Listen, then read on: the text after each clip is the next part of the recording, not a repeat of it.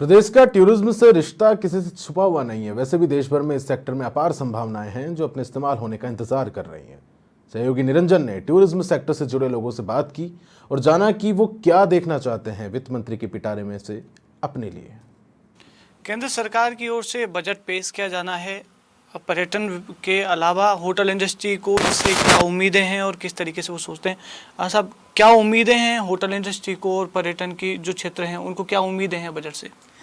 देखो, सबसे पहले तो मैं देश के प्रधानमंत्री माननीय नरेंद्र मोदी जी का आभार व्यक्त करूंगा कि उन्होंने जब से मन की बात में अनेक बार ये कहा कि देशवासियों को देश के अंदर ही किसी न किसी पर्यटक स्थल को जरूर विजिट करना चाहिए।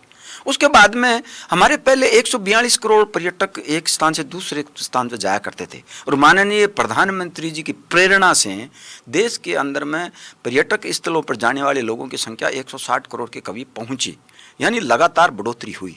और इसी तरीके से माननीय प्रधानमंत्री जी से प्रेरणा हमें मिलती रहे और देश के निवासियों को मिलती रहे, जिससे पर्यटन बढ़े। और जब पर्यटन बढ़ता है तो रोजगार के अवसर बढ़ता है और देश में सरकार की आय भी बढ़ती है। दूसरा हमारा ये निवेदन था कि देश के अंदर में जो गरीब तबका है वो जब बाहर जाता है तो उस पर जीएसटी कम से कम ना लगे।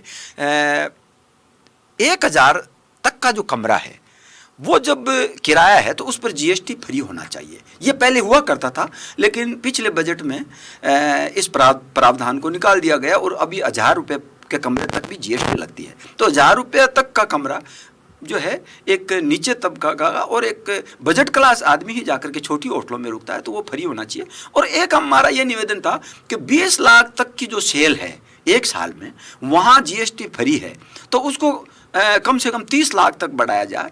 और हमारा एक निवेदन और था कि देश को 7 सेक्टर में 7 सर्किट में बांटा जाए और जो पर्यटक स्थल है उनका प्रचार प्रसार केंद्र स्तर पर किया जाना चाहिए। मैं ये कहता हूँ कि अगर बात हम राजस्थान की करेंगे तो देश के 36 राज्यों में सबसे ज़्यादा पर्यटक स्थल है तो वो राजस्थान के अंदर है, लेकिन उनका प्रचार प्रसार कम हो पाया। सामाजिक स्तर के देख लें, चाहे आप धार्मिक स्थल के देख लें, चाहे आप मेडिकल टूरिज्म देख लें, चाहे आप हैंडीक्राफ्ट टूरिज्म देख लें, चाहे आप ऐतिहासिक जो बिल्डिंग है हमारे जो स्मारक है उनको देख लें, और वो ही नहीं है। पिछली जब भारतीय जनता पार्टी की माननीय वसुंधरा जी की सरकार थी तो करीब करीब माननीय ओंकार सिंह जी लखावत के सुपरविजन में करीब 65 पेनोरमाओं का निर्माण किया गया था, वीर योद्धाओं का और देवी देवताओं का।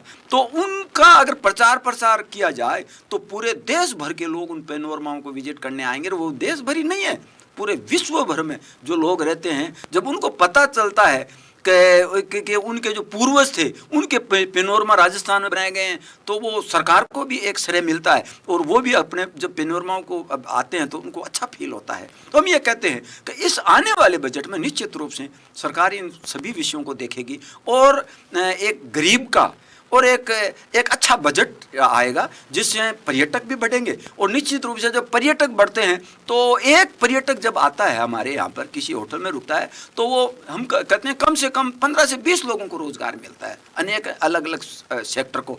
सर, होटल इंडस्ट्री को क्या उम्मीद रखती है इस बजट से, सेंट्रल का जो बजट आने वाला, और क्या आपकी कुछ मांगे हैं जो हम आगे तक पहुँचा सकें? जैसे हमारे यशस्वी प्रधानमंत्री हमेशा सक्रिय रहे हैं टूरिज्म सेक्टर को बढ़ाने के लिए, राजस्थान की तरफ से हमारा निवेदन यही रहेगा। जैसे गुजरात टूरिज्म को आपने प्रमोट किया, बड़े फिल्म स्टार अमिताभ बच्चन जैसे आप लाके आपने हर स्थल को, इवन जो स्थल जहाँ कोई नहीं जाता रहा वहाँ पर भी आपने गुजरात में टूरिज्म बढ़ाया है। उसी तर्ज पे राजस्थान पे ध्यान दिया जाए। राजस्थान में जयपुर जैसा है, जयपुर शहर में जयपुर कैपिटल है। अब यहाँ पर केवल घूमने वाले नहीं आते, मरीजों की इलाज करवाने के लिए, बच्चे एग्ज़ाम देने के लिए आते हैं, कंपटीशन एग्ज़ाम होते हैं, ऑल इंडिया के बच्चे आते हैं यहाँ पर, उनको सही रेट में अच्छा कमरा, अच्छी सुविधा मिले। इसके लिए हमारा निवेदन है क्या जो जीएसटी का प्रावधान है, जैसे हमारे अध्यक्ष साहब ने कहा कि मैं ये बोल रहे थे 1000 रुपये से नीचे, मैं बोल रहा हूँ 1500 रुपये से नीचे के जो रूम है उसमें जीएसटी माफ़ की जाए। कारण आजकल राजस्थान गर्म प्रदेश है, एसी रूम बिना किसी का काम चलता नहीं है। एसी रूम में 1000 रुपये का खर्चा तो होटल वाले को आ जाता है रूम पे, और 1500 रुपये का अगर वो रूम लगा रहा है और उसमें वो जीएसटी दे रहा है तो उसके लिए होटल चलाना मुश्किल हो जाता है। अगर जीएसटी हटता है तो हम हमारी रेटें कम करके सुविधा दे सकते हैं। छोटी बजट होटल्स में हॉस्पिटल से आने वाले लोग रुकते हैं, एग्ज़ाम देने वाले रुकते हैं, कम बजट वाले जो टूरिस्ट पर्यटक आते हैं वो रुकते हैं। तो इस विषय पे उनको ध्यान देना चाहिए और हमें आपसे उम्मीद है और हमें ये यकीन भी है कि आप हमारी बात आप सुनेंगे और अगले बजट में कुछ अच्छी खबर हमारे पर्यटन के लिए आएगी।